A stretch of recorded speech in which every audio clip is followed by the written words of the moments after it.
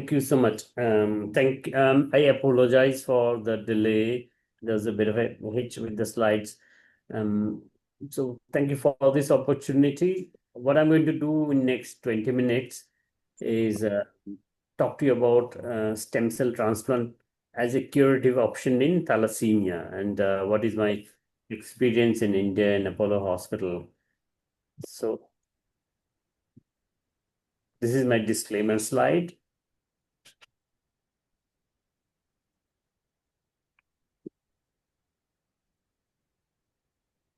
I believe there are doctors from Cambodia and Vietnam are online. So my outline of my talk will be a little bit of introduction about thalassemia and the current supportive care management for thalassemia. And I will try and impress on you why we need a curative treatment for thalassemia and talk to you about the stem cell transplant of thalassemia, the worldwide experience, and what is our Apollo Hospital experience. And then I do a summary slide. So introduction, I'm going to just give you one case and so that it will be easier for you to understand. So this is an 8-year-old boy who came to me from Vietnam. He was noted to be very pale at 1 year of age with a low hemoglobin, 6.5, which I think you calculate as 65. And he was diagnosed as thalassemia and given blood transfusion. So when they came to me, he was getting blood transfusion every 3 weeks, 3 to 4 weeks since diagnosis, had 75 blood transfusions before consulting me for a transplant. And he's already developed thalassemic phases, big liver and spleen. He also has iron overload in the liver, severe iron overload and mild iron overload in the heart. And parents have come with some questions. Of course, this is a poorly managed thalassemia who is already in organ trouble. So what the questions are, I'll go by one, is how often we give blood transfusion to our child? What type of blood transfusion should be given? Is there a cure for thalassemia? Because that's what they came me for consult. And if you say stem cell transplant as a cure, when shall we go for a stem cell transplant? What will be the success rate for transplant? And will he need to take medications after transplant and live a normal life? That was an important question. So I'll come back to all these questions later on. I just wanted to take you through the thalassemia, how big a problem it is. So this is a publication from October 2011, Professor David Weatherall. He showed that hemoglobin inherited disorders is an increasingly neglected global health burden. If you look at how many hemoglobinopathy children are born, so thalassemia is a major problem in Southeast Asia.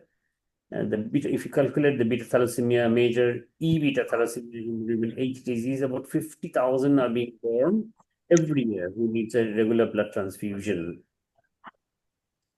And few things, very basic things why thalassemia is called so, because it comes from the thalassa, the sea.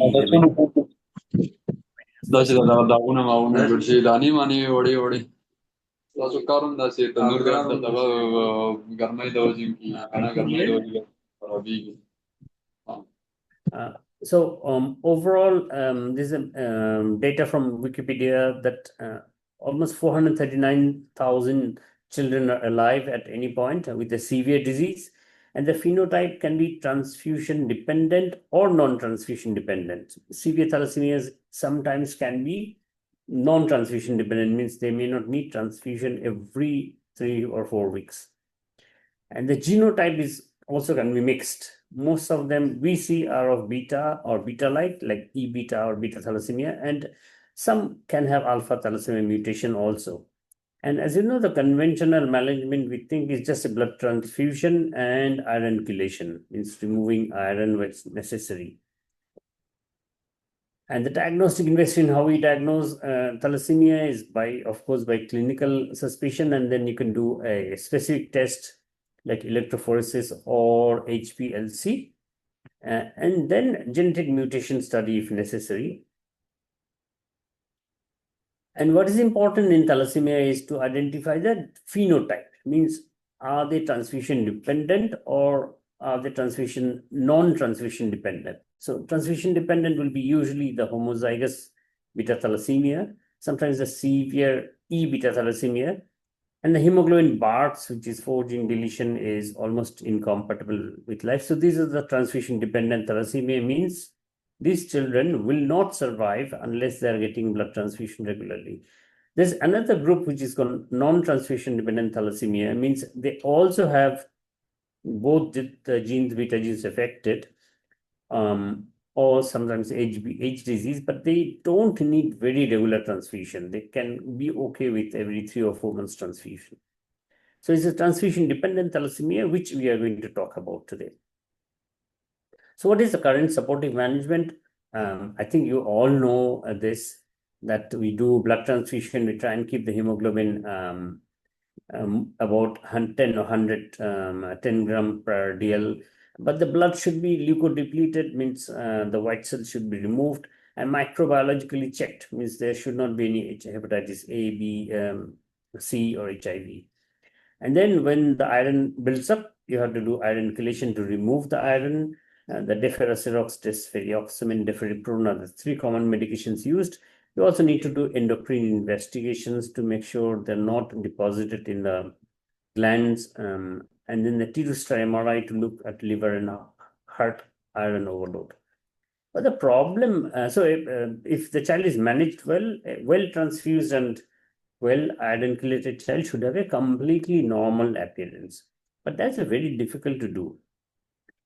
So I would explain a few slides about why we need now a curative treatment for thalassemia. So this is a study we did while I was working in Singapore to look at the health-related quality of life outcomes of the transfusion-dependent thalassemia. So remember, Singapore has all infrastructure, and you can get a free transfusion, free iron chelation. But despite that, we saw that the older the child is, and when they go and become adults, if they have a high ferritin, that is inversely affects the liver and cardiac iron overloading. And what was very surprising is the quality of life. When they scored for the child and the parents, is the quality of life and the scores for the parents were even lower than the patients. So this is very important to understand, that the parents have a very poor quality of life because they have a child who has got thalassemia, who is going to need blood transfusion, and they know this child is going to have a slow death. Means they're going to survive probably up to 30, 35, 40, poor quality of life, and then they will not be alive because of the organ complications. So that is something very difficult for families to accept. So their quality of life is also very poor. This is an article about thalassemia major transplantation or transfusion or chelation. So this is from 2017, a few years ago. So remember, in the 1960s, they used to live up to maybe 15, 20 years. This is Western country, the Europe it's from. But in later part, in current age, in the Western countries, they're probably living up to 50, 55 with a blood transfusion. But that's not the case in Southeast Asia, where transfusion is a problem and chelation is not so available. So if we compare that to the stem cell transplant outcome, this is an article again which suggests that if you do a stem cell transplant, the overall survival and transfusion survival are somewhere about 80% rate. So 80% children already you could have cured with a stem cell transplant. And what are the advantage and disadvantage of blood transfusion and transplant? So if you're just giving blood transfusion, of course, its toxicity and risks are very little. You can have a lifelong blood transfusion, but how many of them actually survive till a very late age? Not that many. And the majority of children will probably die up to 30, 35 years of age because of complications. Whereas stem cell transplant, if you do it, you can have a 90% survival rate if it's done early. And conventionally, it was that it's only for some subset of patients will have it if they're young, if they have a compatible sibling donor, and if they can accept about 5 to 10% risk of mortality and the need for a intensive treatment and cost. So this is now being questioned because why should not all children have an availability for a transplant? Why cannot all the children have a transplant? So this is what I'm going to show you. And this article published in 2023 showed very clearly it's a meta-analysis of health-related quality of life in patients with thalassemia who had a stem cell transplant. So we are now talking about not the life, duration of life, but the quality of life. And it's the forest plot showed that definitely the physical function improves, the emotional function improves, and the social function. So there's a significant improvement in the physical, emotional, and social functions in thalassemia if they have a transplant. Even this article published only this year from England, it showed those children who are managed with just blood transfusion, they have no, lack of resources, right? But what we see a problem, the patients with transfusion-dependent thalassemia, they have much more problem at older age, be it endocrine problem, be it cardiac problem, be it liver complications, malignancy. So these are all increased. So yes, they're surviving with blood transfusion, but they are developing these complications. So that is why I think nowadays we advise all children to actually who are transfusion dependent to have an early transplant, because the stem cell transplant indications and outcomes are better. So when we do a stem cell transplant in thalassemia, there is few special consideration. A thalassemia transplant is much more difficult to do compared to a leukemia transplant, because your graft rejection risks are high. It means rejection of the transplant rates are higher than leukemia. Your transplant rate and mortality should be low. Means if the child dies from doing transplant, that's not a good thing, because the child would have lived for longer if they had just continued transfusion. GVHD. So sometimes we see that if you do a transplant, but the donor cell attack the patient's normal cells. So that is no benefit and not acceptable. And so we should aim for a GVHD or graft versus host disease and transfusion-free survival, and we should aim for 100% survival. I mean, that should be the aim for a thalassemia transplant. And this is a result from the European Bone Marrow Transplant Registry. They look at all children who had transplant and different donors, be it a matched sibling donor, if it's available, or a HLA-match related or mismatch related, unrelated donor. I'm not going to go into details, but the outcomes showed something about 60 to 70% survival if they have an unrelated donor or HLA mismatch related transplant. So that's still not good enough. This is an experience from my friend Dr. Revati Raj in Apollo, Chennai. She published in 2020 that she published 264 children. If they have a matched sibling, that's 76% survival. Matched sibling donor, they had 96% survival. And if it's a match unrelated donor, at 85.4%. So you're still, with a matched sibling or matched unrelated donor, are able to cure more than 80 to 90% children, even in India. So conventional stem cell transplant algorithm is that you only do a transplant if you have a matched sibling, which is now difficult to get, because how many families have more than one children? And even in their more than one children, will they be HLA matched? Chance only about 25%. So this is a conventional algorithm that you get matched sibling. If you don't have that, then use an unrelated donor if you find one, and then haploidentical, means half-matched family members. But conventionally, the half-matched family members, we had a lot of poor results because of the rejection of the stem cells, the infections, and graft versus host disease. With new techniques, this difference in outcome has become very minimal. And that's what I'm going to show you in the next few slides.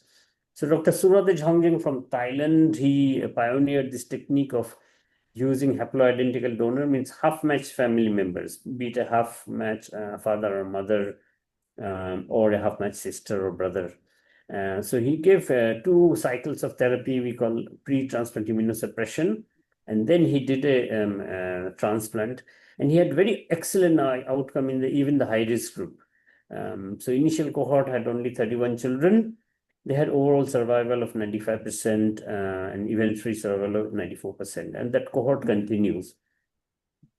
So even if you don't have a donor and you can just take one of the parents as a donor, have good outcomes.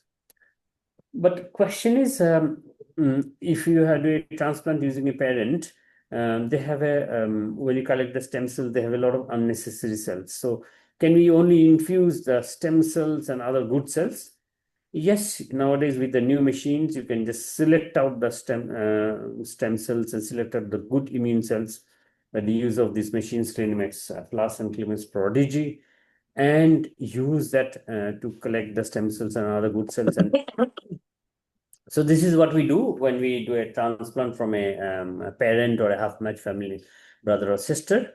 I follow the same thing we used to do in Singapore. We take part of it for the stem cell collection and the part of it to produce a memory T cell, which provides immediate immune system to the patient. And then we combine these two and do a fresh infusion.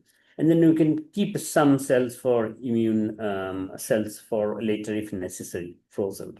And we give a very high number of stem cells while we reduce the number of cells which causes what we call GVHDs to a very low. And we also infuse some memory T cells to provide immediate immune system after the transplant. I just need to spend 1 minute on gene therapy. Currently, gene therapy is available only in the Western countries, but the cost is very, very, very high, $2 to $3 million US. So that's prohibitive. So in future, gene therapy will come. Will take time, and it will be less toxic. So gene therapy will probably at some time replace a transplant, but till it becomes available, till it becomes cheaper, stem cell transplant remains the curative therapy. Now I want to spend 5 minutes about what is my experience or Apollo Hospital's experience in Kolkata. And I go back to the same child which I showed in the beginning. He was 8, and by the time when he came to us for the transplant, he was 9. So this is he was 9-year-old boy, and when he came for the actual transplant, he had 100 blood transfusions since birth. Yet, as you can see, skeletal changes. He has got facial maxillary prominence, he's got frontal bossing, he's got growth failure, he's got big liver and spleen, he has got severe iron overload in the liver and mild myocardial overload. So we had to manage him with a hyper blood transfusion and IV iron chelation for 3 months to try and shrink the liver and spleen, try and reduce the iron in the liver. And then we did a stem cell transplant using his half-matched sister. And there was no major complication during transplant. He's now transfusion-free at 100 days, and I'll be sending him back to Vietnam. But this is a proof of principle that even very high-risk thalassemia patients can actually get a transplant from a half-match family member and without a major complication. And we should be having a medication and transfusion-free life very soon. So that is what we say about 1 year post-transplant, he should be medication-free and transfusion-free. So at the moment, he's not needing any transfusion, but of course, for transplant, there are some medications are necessary for some time. Remember, compared to kidney transplant, where you have to have immunosuppression for lifelong, stem cell transplant, you don't need anything. For about few months, you need some medications, but after that, the immune system reboots and then can be off medications completely. So this is what our experience of stem cell transplant in thalassemia in the last 1 year. I put match sibling. I have not done any match sibling because there's no match sibling in thalassemia children. But 2, we had much unrelated donor. But majority of transplants are actually haploidentical. So every child will have a parent, 1 or 2 parents and half-match family members. So you can do a haploidentical transplant in thalassemia. So this is our numbers. And currently we have 100% of them are surviving, and it's an event-free survival. None of them had a rejection. Only 1 child was admitted to pediatric intensive care, but with adequate management, survived an infection complication and doing very well. And this is data on 13 patients who had haploidentical stem cell transplant for thalassemia. Means I used half-match either father, mother, or sister or brother, which are half-match. If you look at the diagnosis and the something called risk group, some of them were class 3, means high risk. And the transplant age, anything 2 to 8 we have done. And the protocol we use is a bit of radiation, something called rabbit ATG, fludarabine, busulfan or triosulfan, cyclophosphamide, thiazide. So this is a combination of chemotherapy. And they had all engraftment, development of neutrophils and platelets very quickly. And all of them, 100% had what I call chimerism, means 100% donor at about day 30 and continues to be 100% donor. There's some pictures from the families. They're usually very grateful. So they will take picture and then make it into frame and give it to me. So I've given some pictures. In the middle is a kid who actually had a second transplant after the first transplant failed in Vietnam. I'm going to show you some thank you letter they have written. And this is from the bottom of the heart. The child who had a second transplant, they literally, after the first transplant failed in another country, they came over and they really did send me an SOS email to say, can you do this transplant? And despite this being a very risky transplant, it eventually worked and successful. And the parents, some of the parents, they're very grateful. And I wish I had as good English handwriting as them. But they are all very grateful because they now see a future for the child, and which will be medication and transfusion free. But I'll ask you to focus on this text from one of the family's mother, who texted me saying that I know his transplant was not an easy case because it was really complicated. But the nurses and staff, they said they would pray. And what is most important, they're not only grateful to us for saving the child, but it actually changes the life of the parents because now the child is good, not needing transfusion.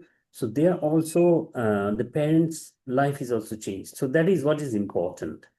So to summarize, I would say stem cell transplant in thalassemia, any child who has a transfusion-dependent thalassemia is an indication for transplant.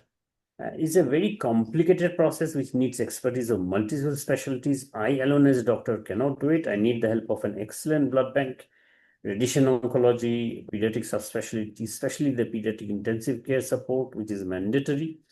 And I need excellent investigation facility pre and post transplant to monitor for any complications and treat it. Usually need close monitoring for about 3 to 4 months post transplant, and after that there has to be coordinated follow-up with return to home country just to look for minor complications. So I go back to questions when the parents do, what do they ask? How often shall we give the blood transfusion? It's important to give the transfusion often to keep the hemoglobin between 90 to 100 at least at the baseline. And these blood should be what we call leukocyte depleted, phenotype match, so that they don't get sensitized. Is there a cure for thalassemia? Of course, stem cell transplant. At the moment, gene therapy is still very expensive and not available in India or Southeast Asia. When shall you go for transplant? It's actually younger the better, about 2 years of age, before they get complications of iron overload. Success rate of transplant should be at least 90%. No? Well, I have shown you at the moment we have 100%, but I cannot tell you that because, of course, there will be some major complications in occasional children, but at least should be 90% if they're done early. And do I need to take medications after transplant? So 1 year post-transplant, the child should not be on any medication and should have a medicine and transfusion-free, completely normal life. Any other curative treatment in the available? Gene therapy may be available. I don't know how long it will take, but the availability cost will become a problem. So my last slide, thalassemia is a very chronic debilitating disease with a poor quality of life. So that is a major health problem, and supportive care, blood transfusion, not curative. We can give some medications like hydroxyurea, thalidomide, luspatercept. They may reduce the transfusion, but they're not curative. So indication of transplant is any child who is having a transfusion-dependent thalassemia. And early stem cell transplant should have 90% cure rate from any donor. So all children should have an access to a stem cell transplant because we can use a half match family members as a donor. It is cost effective because on the long run, by blood transfusion, they spend much more than if they can spend that upfront for a transplant. And you're looking at a medication and transfusion-free normal life. Gene therapy may be in the future, but not available and going to be very costly. With that, I'll finish, and I'm happy to take any question you have. Thank you. Thank you, sir, for that wonderful presentation. I think it covered most of the bases. However, I would take up a couple of questions that our delegates have written in the chat box. One of things is there a requirement for transfusion whole life following a transplant? That is one of the questions. So if you could can you please take that up? Okay. No, I mean, once the transplant has been done and it is successful, now the red cells are being, the blood cells are being produced by the donor cells. So after the transplant, if it's successful, there will be no need for any more transfusion at all. And even the medications, first few months, we give some medications to prevent infections, and gradually they come down. So by 6 months of age, there should be only one medication, one antiviral. By 12 months post-transplant, the child should be completely medication and transfusion free. So if the child is needing transfusion after transplant, then of course there is some issue. There's some issue with the transplant. But there's a plan that after transplant, they should not be needing any transfusion and not even any medication after 1 year of age. Thank you, sir. The next question is, how do you compare the success rate of a stem cell transplantation for a younger age to an older age in terms of the outcome? True. So idea is that you do it earlier than later, because as I said, more transfusion they get more iron overload, the liver gets enlarged, and when you do transplant with a heavy iron overload, it becomes problem. They do not tolerate chemotherapy, so that's a big problem, and they are also get rejection risks become higher. So earlier transplant should have a better outcome. So I quote the families done early 90%.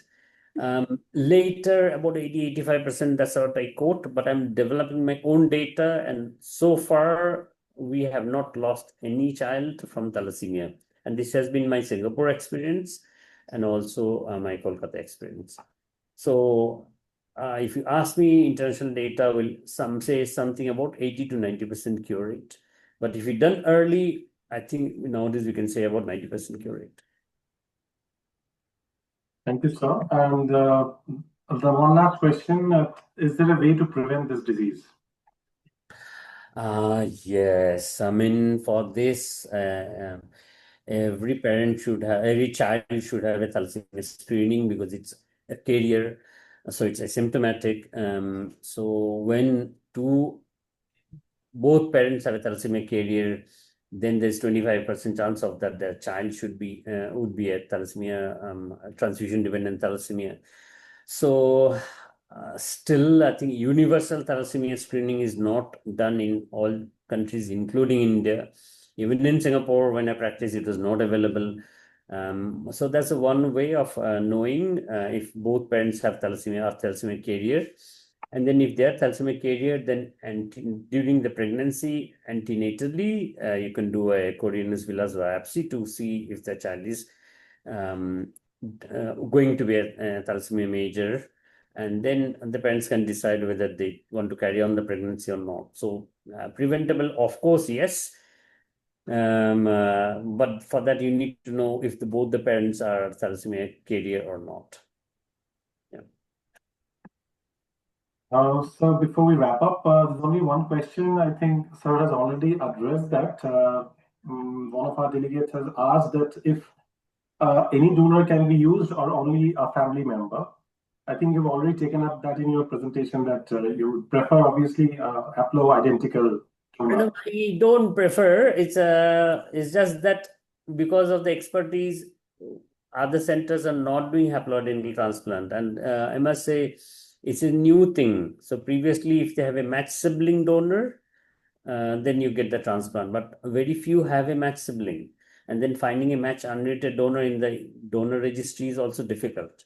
So majority of children will not have any donor. So all choice we have a half match family member, brother, sister, or parents. And of course, any child will have a half match haploidentical. So problem was with that approach previously, say 20 years ago when I was practicing in UK, results were not very good. But over the year, the outcomes are getting better. And maybe in future, using in any child will have a transplant and outcomes will be better. So now the parents are asking me why we are not using parents as or half-match family members as first choice donor. I will let the data come, and then we will in future maybe that we just use one of the half-match family members. But if you have a matched sibling, fully matched sibling, then that should still be the first choice. If you don't have a fully matched sibling, then I'm very happy to use one of the parents or a half-matched family member as a donor. And sir, what would be the average length of stay we are looking at, sir? Right. So in hospital stay, it has become shortened. So about 25, 26 days, I'm able to discharge. So about 10 days before they get admitted, they get chemotherapy. And I'm seeing consistently about day 14, 15, 16, they're getting discharged because of very fast engraftment. So about 4 weeks. Almost all children are getting discharged. Somebody has written. Yes, sir. For international patients, how often is the follow-up and what is the follow-up protocol like, sir, for international patients?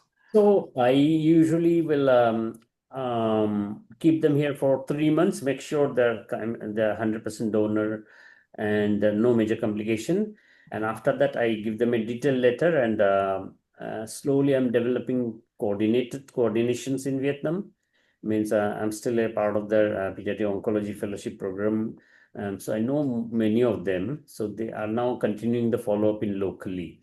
So I give them a detailed letter to say what investigations need to be done. So they literally don't need to come to me unless there is a complication. Only one child came back for a complication that was unrelated to transplant. Little had a bit of gastritis. So they don't routinely need to come for a follow-up. They just do the blood test and send it to me, and I have not seen a problem as far. We can manage it remotely. So they don't routinely need to come back for a follow-up.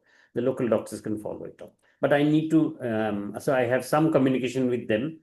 So that has to be established that the local doctors can continue the follow-up and with a detailed instruction what needs to be done when.